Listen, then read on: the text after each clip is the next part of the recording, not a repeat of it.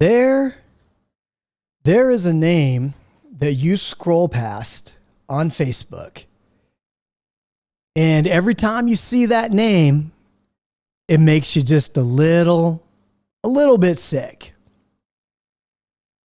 There's a sibling out there that you haven't called, ever since you had that blow up with the family. And now when you guys get together, the holidays, they come in 2 shifts. Who out there has ever experienced that? You got mom making the dinner one day at 1 o'clock, and then she might have to go a whole different day for the other side of the family, or go like at 5 o'clock because you got people that just cannot get along. Or how about like money that you go out there and you borrowed from somebody, but you just never paid them back.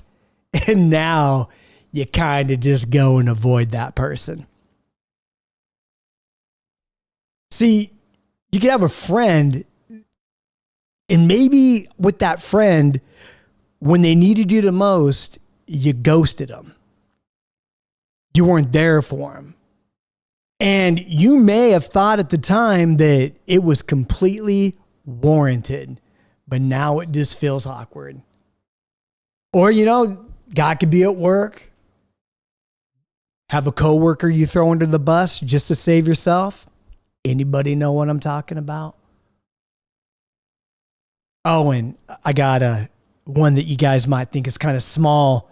How about like when your kid snapped at you and you snapped back? Maybe it just happened even an hour ago and you just moved on like it didn't happen. See, right now, a lot of you that tuned in, when you've read the title of this, How to Apologize to Someone You Hurt, you have a name that popped into your head and you know exactly who that person is. We don't need that on. You know exactly who that person is.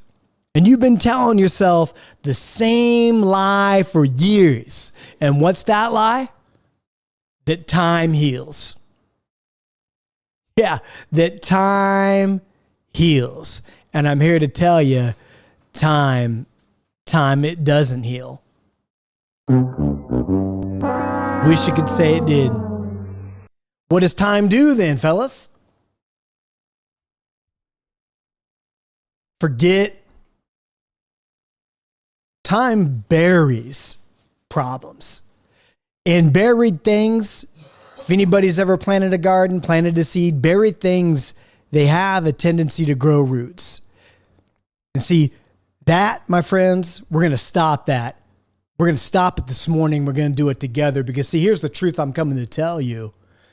You can put down that weight that you've been carrying. And you're not going to do it by forgetting. You're going to do it by actually doing something. By actually making right. And I love that we got people live up here in the chat. And Disciple of Christ says, only Dr. Jesus heals. And that's the truth. And how does Jesus heal? Jesus always be asking you to do something, doesn't he? And see, this morning I'm going to show you what God actually says about the apology that you've been avoiding. I'm going to show you why the fear is lying to you and exactly how to walk through this thing, exactly how to go and get it done. So stick with me because I tell you this one is going to set people free today. Good to see you up into the chat. Much love to everybody here. If you're new, man, put in where you're watching from. If you're not new, well, I'm glad that you're a regular. So I pray that if you are a regular, you got your favorite beverage, and we're going to get into it this morning. Because what I love is when we have a Bible study together, it's not just about going to Bible verses and finding that Bible verse that nobody knew about.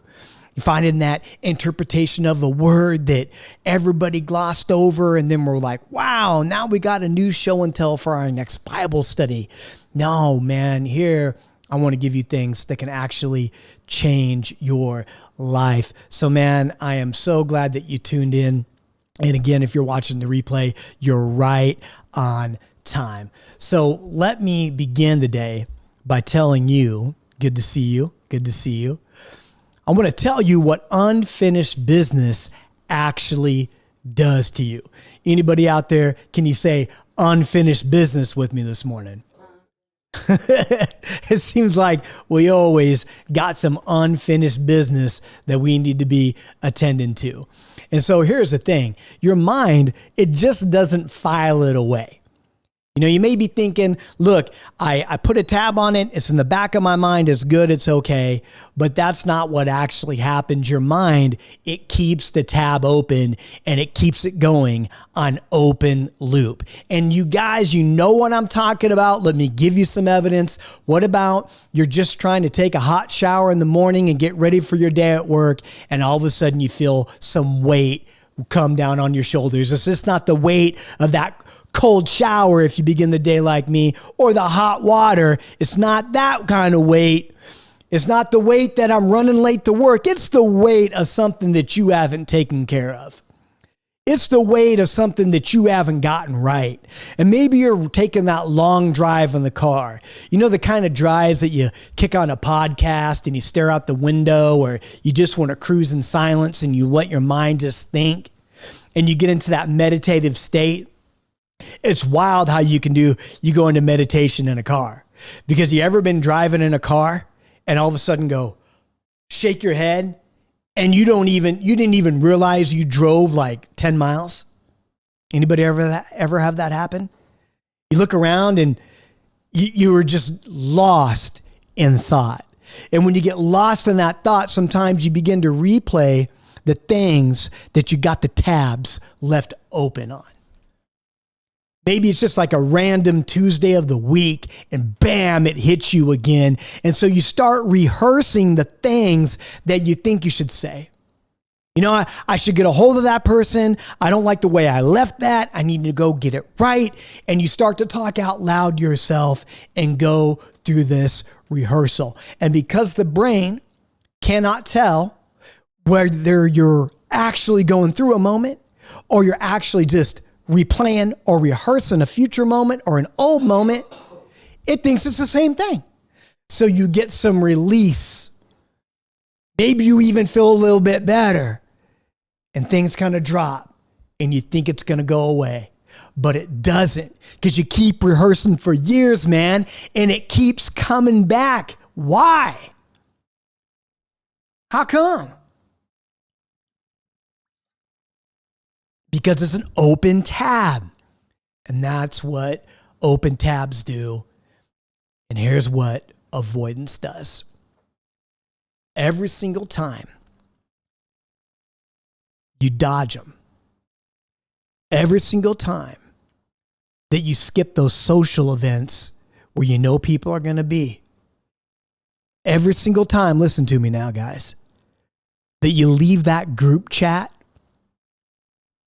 when you know there's a moment you could say something, that you could stand up and you could say what's right, or every moment that you take the long way around any situation, what you do is you teach yourself, this thing is too big to face. And when you do that, it seems like that thing, it just gets a mind and a body and a will of its own, and it just grows and grows and grows and grows, man. You got guilt with no exit. And guilt with no exit, it just doesn't stay guilt. It turns to shame. And it stops saying, I did so. I'll say it like this. It stops saying, I did something wrong, and it starts saying that I am wrong and there's something wrong with me. Anybody ever feel that way? Give me a heart up in the chat today, man. Let me know that you're here. Because when you start looking at there's something wrong with me, that's when you think you're broken. And when this happens, you didn't move on. You just moved the weight somewhere you can't see it. You know, when you dodge and you go around and you avoid those people, You're still carrying that weight, man. It literally is still with you. And that's when you learn, time doesn't heal it. Time buries it. And that's a hard one, man. I'm telling you, it was definitely hard for me. And when I began to think about this, it brought me to a place in the Bible where I remember where a man went up to make an offering at the altar. And when I saw what God did, when this man in the New Testament goes up to the altar to make an offering, but he still had problems that were unresolved in his life. And when I watched what God did, it showed me how seriously God takes this. This is the Sermon on the Mountain where Jesus is teaching. And he says something that would have shocked everybody listening. And I know that a lot of you are not new to this. Let's go over here to Matthew 5, verse 23.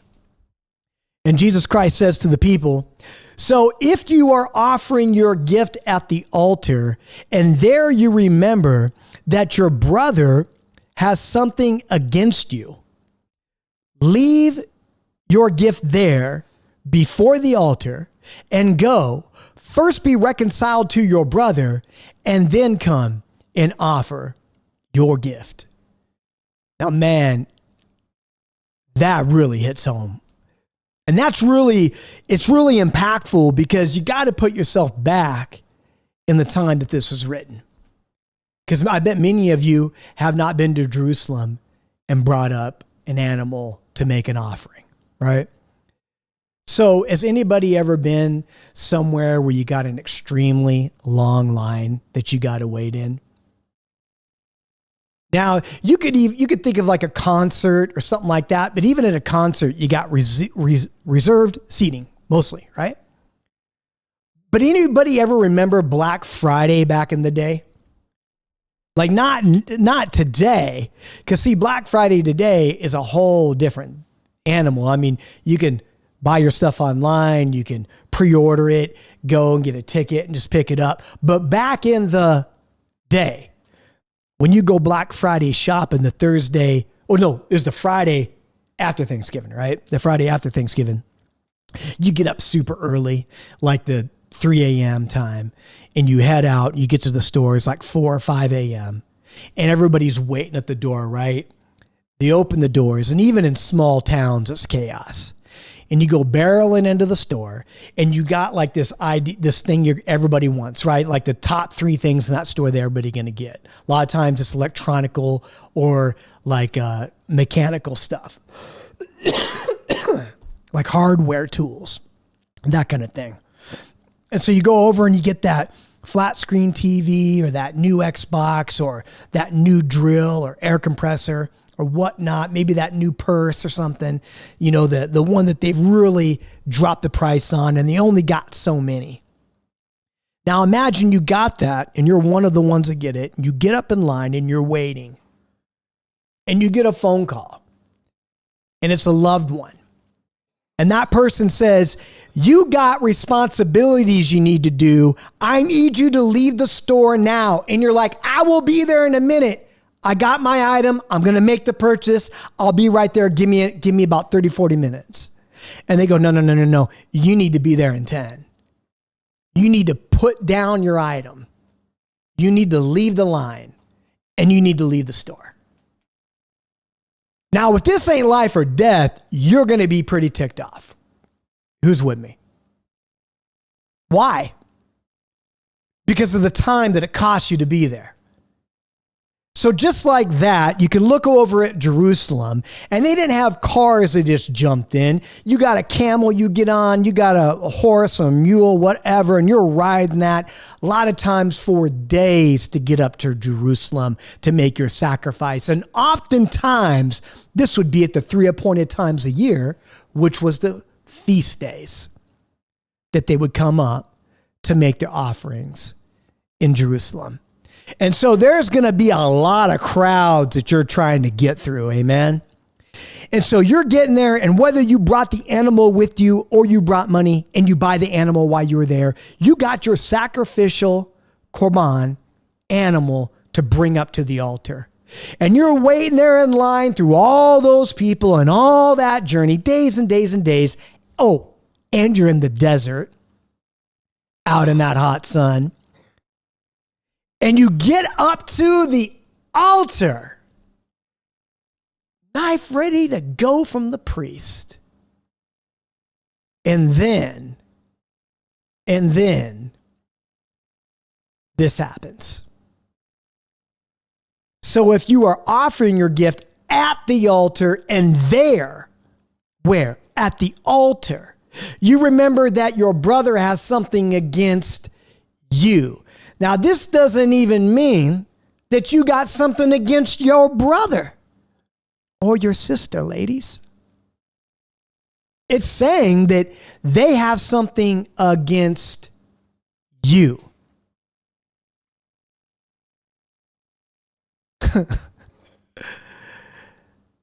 You're in mid-worship. And Jesus says, if you remember your brother has something against you, leave it. Leave the gift sitting there. Walk out. Go fix it with your brother. Then you can come back. And guess what, guys? Your place ain't going to be held in line for you. Think about how embarrassing that would be to walk out. Think about how scandalous that would be. Think about how everybody's going to be talking about you. You've read the Bible, right? You've seen the way that they talk about people behind their backs in the Bible, right? Everybody watching you walk away from the altar, and God is saying this: I would rather have the awkward walk than the polished worship. And that goes hard. See, God doesn't want your worship wrapped around an unrepaired relationship. And like I said, notice the direction. It's not about the grudge that you are holding. Did you hear what I said? It says your brother, or can be your sister, has something against you. This is about the problems that you caused. The problems that you laid out there for people and that you haven't gotten right. So leave the gift. Leave the gift and go get your brother today.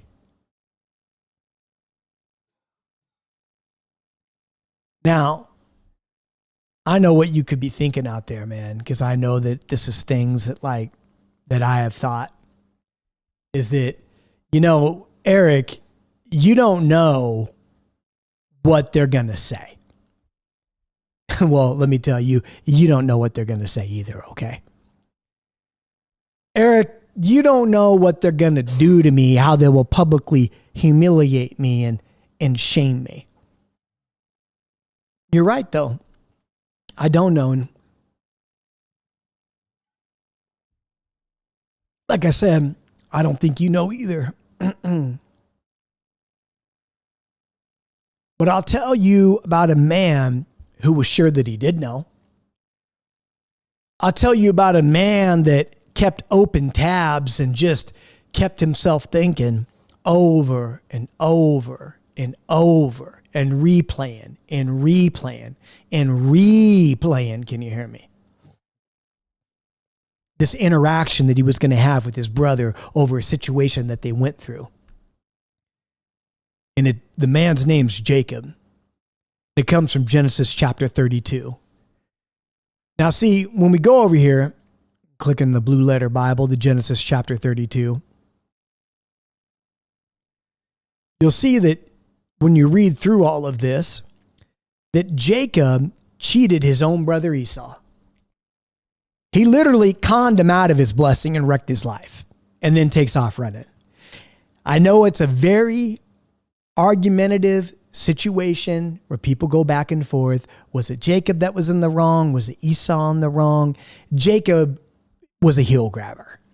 Jacob was a sly little snake. He was a deceiver. You just got to go behind and read what his name means, the actions that he did. It's right there for you to see. It's not that Esau did everything right, but Jacob wrecked Esau's life. he was wiser than Esau, and he knew how to connive him and get what he wanted. Jacob took off. And the last thing that Jacob hears is that Esau wants him dead. Now, 20 years pass, and God says, Jacob, you need to get your stuff. You need to get out of your father-in-law's house, take your wives, take your possessions. You need to go back home. And you know what's going to be waiting at home? Esau's face is going to be waiting at home. And Jacob, he's absolutely terrified about this. And in fact, when you go on to read, he hears that Esau is coming, and guess what, man? He was already afraid of seeing his brother, but now Esau's got 400 men with him. And what does Esau do? What does Jacob do? Jacob freaks out. Jacob splits his camp into two groups, and he sends waves of the different people ahead of him, giving gifts. He prays prayers that are just desperate. He cannot even sleep the night before. I mean, you're talking about 20 years of rehearsing a catastrophe. 20 years of the version of Esau that lives in his head, man. The Esau that's going to grab him by his collar and shake him. The Esau that's going to scream. The Esau, the mighty warrior that's going to attack. And now, morning time comes, and they're going to meet up. And Jacob, he sits there, man, and he's going to, he's got that limp from wrestling with the Lord, right? So Jacob's going to be limping forward. And when Jacob gets up to Esau, he bows to the ground and he braces for it because he knows that it's coming. And let's just see what Esau did. Let's go over here. Genesis 33. We'll go to verse 4. Right here. But Esau ran to meet him and embraced him and fell on his neck and kissed him, and they wept. Esau ran to meet him.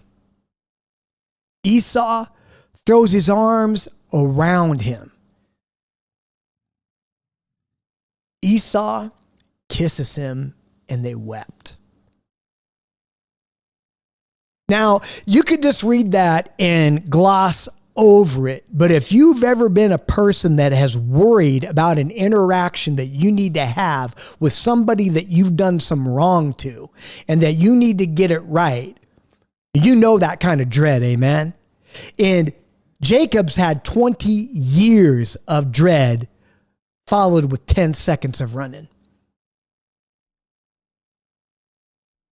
You see, the catastrophe that Jacob rehearsed for 2 friggin' decades, did it happen? It didn't happen. It didn't happen. See, guys, the version of your op, the version of the person that you need to get it right with, that you have in your head, be honest, you made it up. You don't know that it's true. You've literally been negotiating with a ghost, and you've been doing it for years.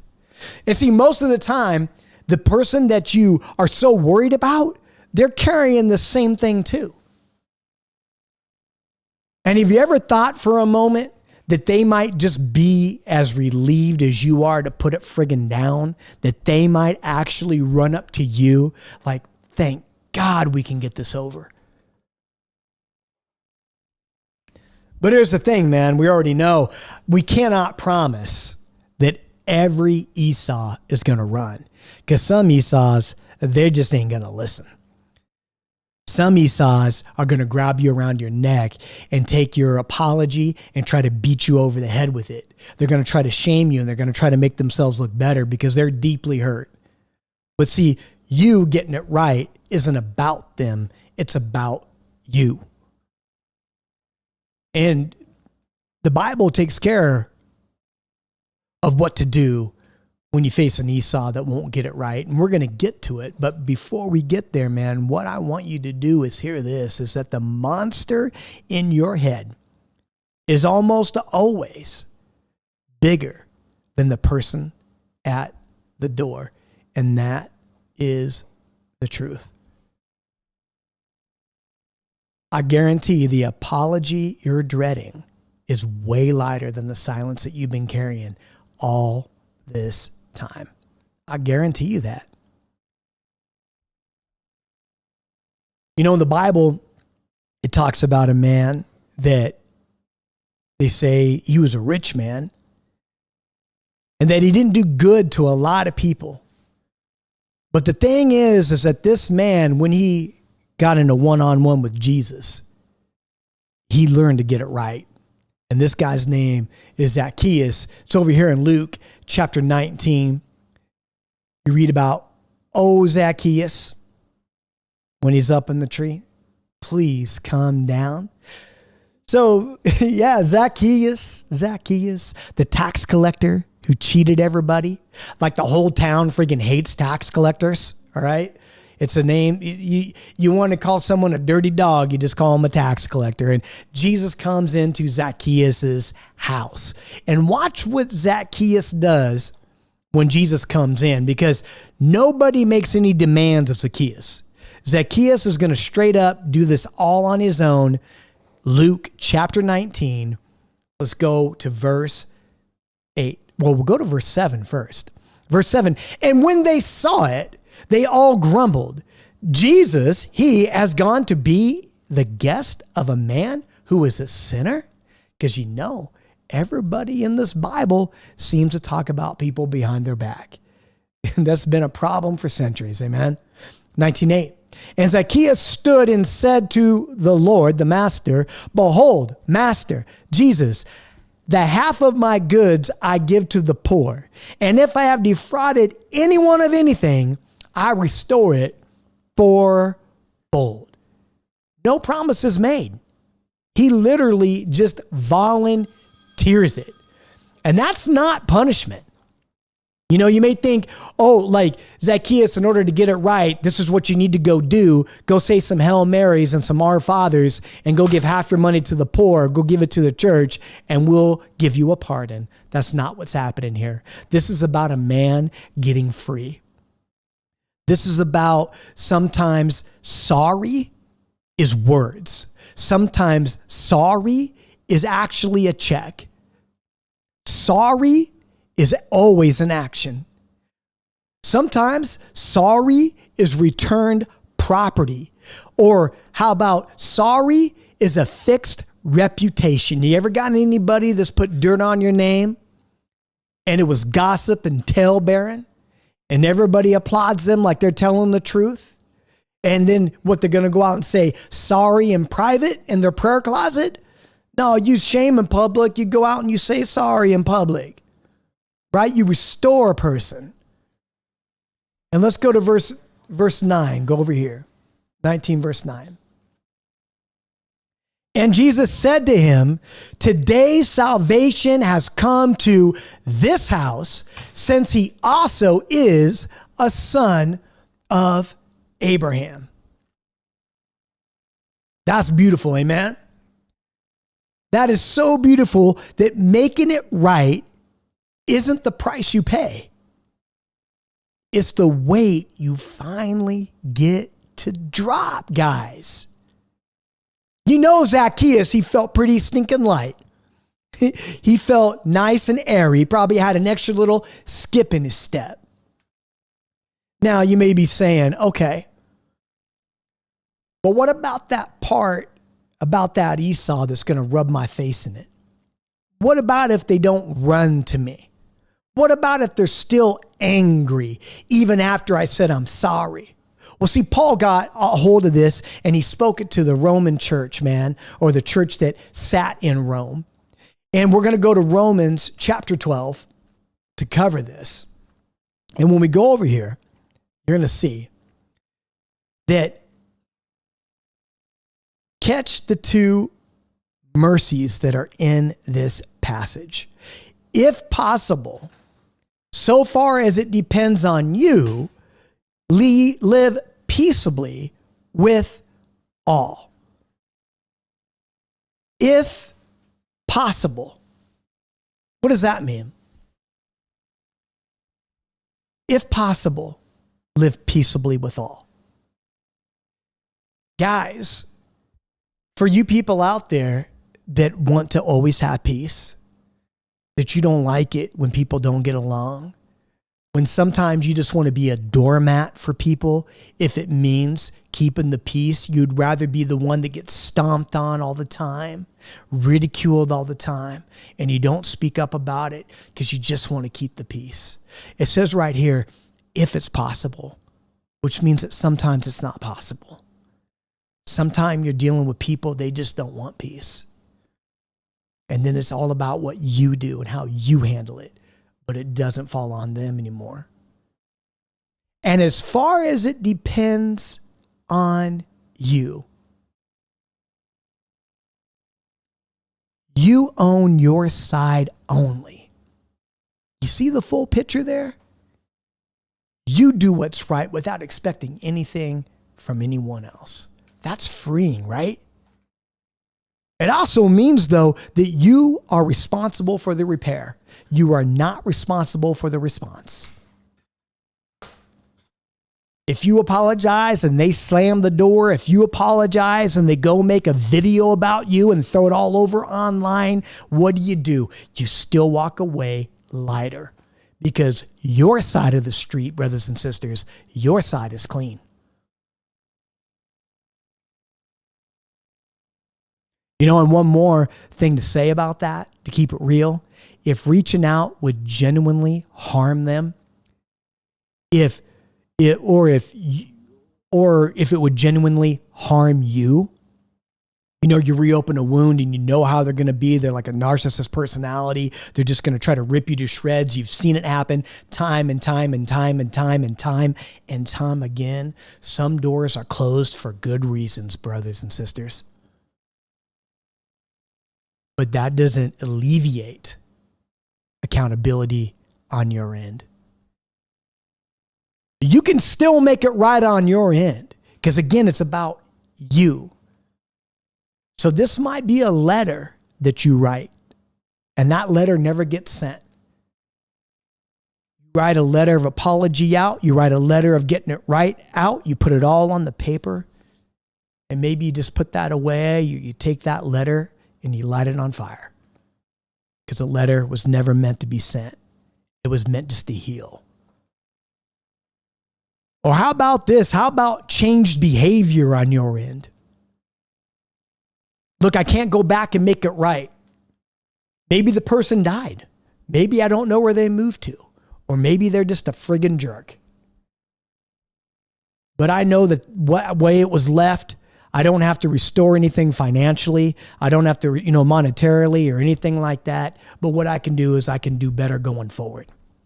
See, God sees the heart, and wisdom, it applies, brothers and sisters. And therefore, clean your side of the street. You go let God handle the rest. Just make sure your side is handled.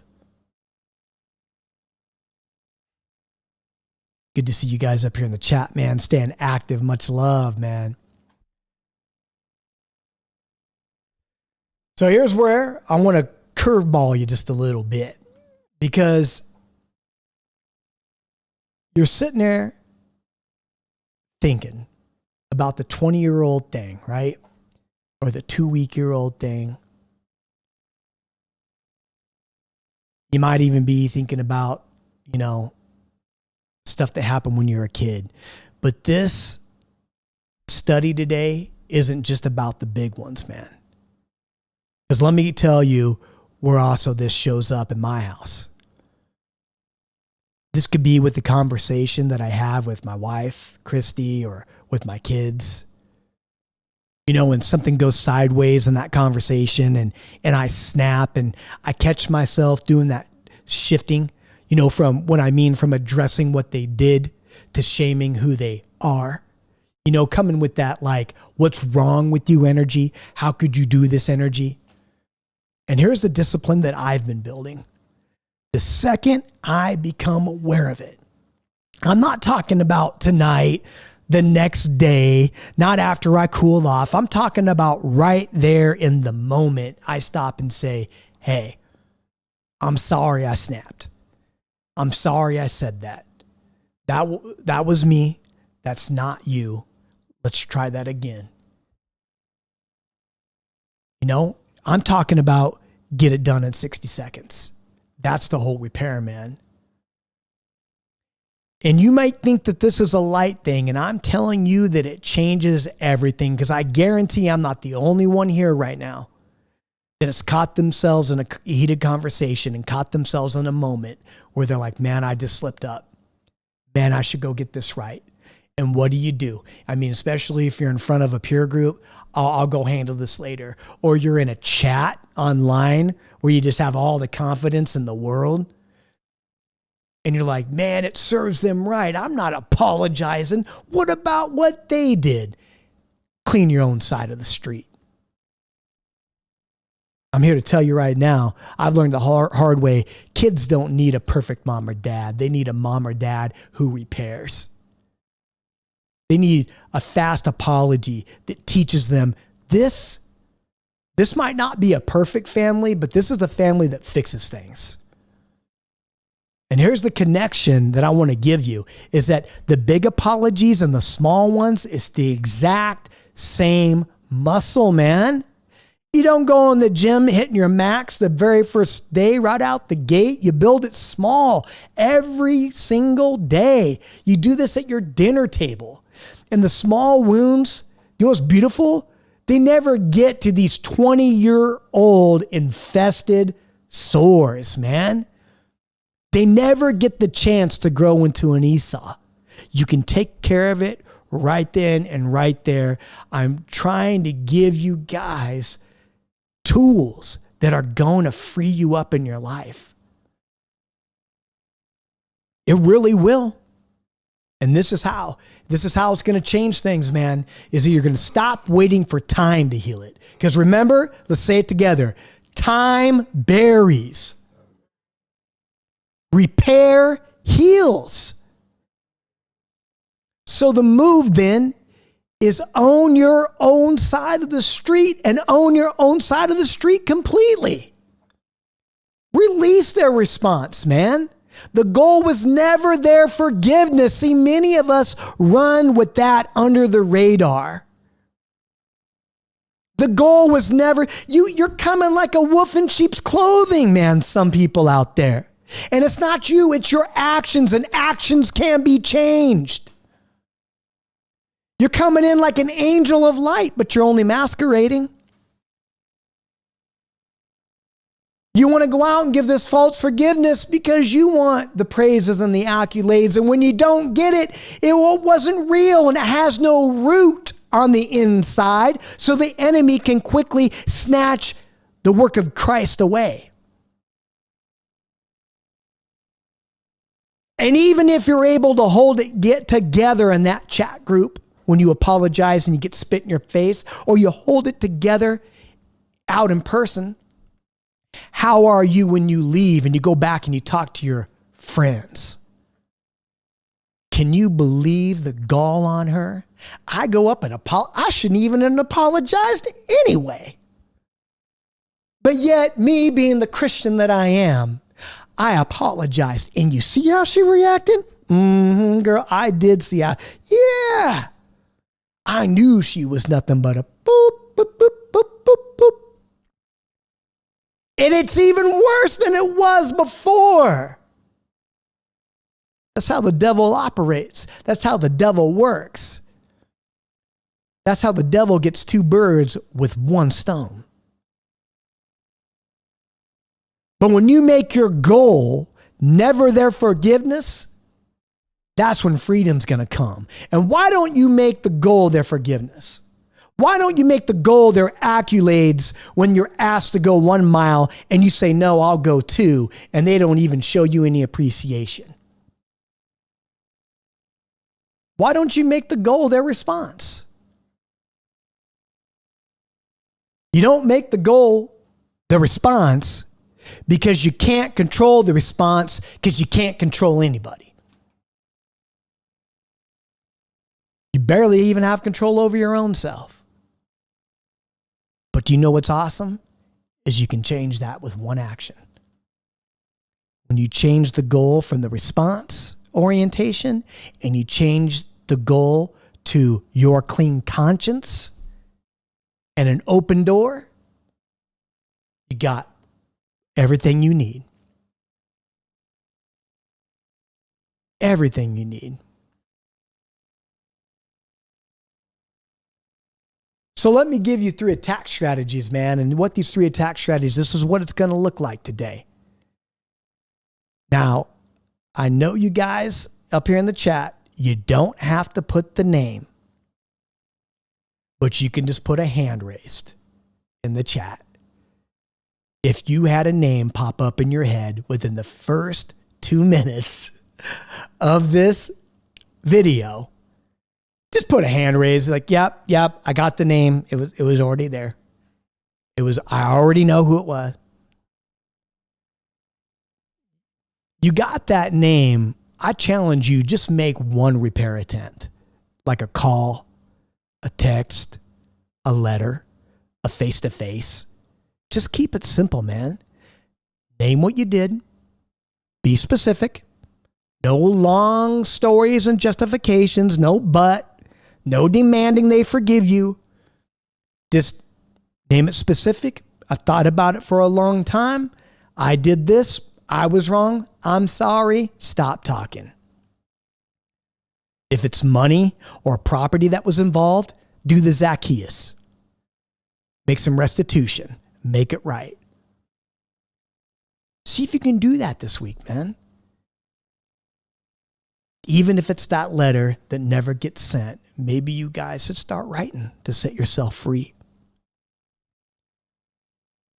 And then you can go and practice this week that 60-second apology at home. I'm talking about the next time you snap this week, whether it's your spouse, whether it's your kids, whoever it is, repair it on the spot.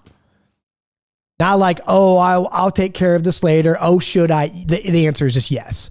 Take care of it on the spot and you watch. You watch what it does for you in your life.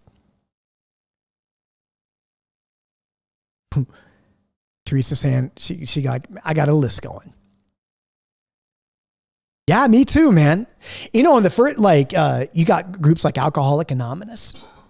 One of the very first things they do in breaking people free from addiction, and we know why people are addicted to substances, right?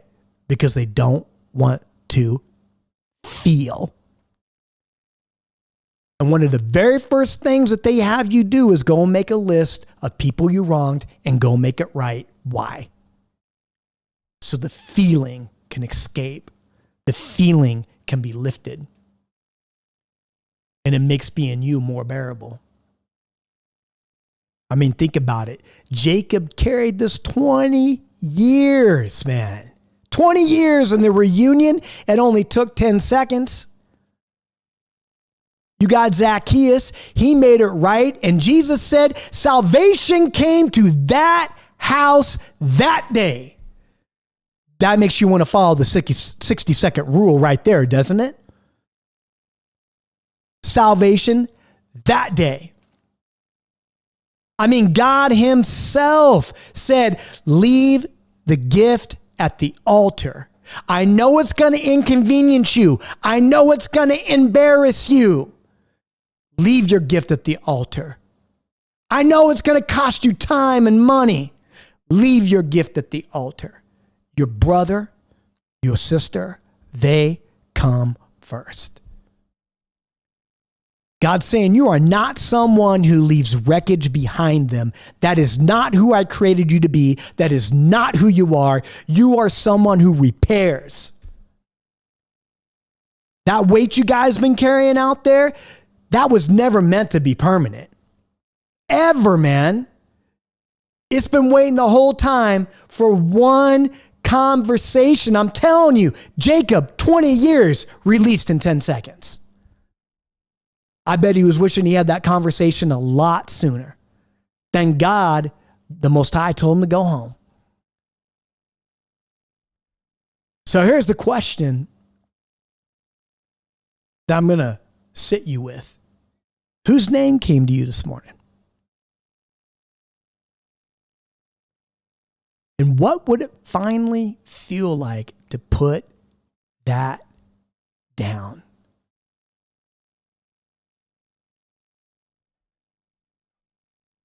You know what I mean?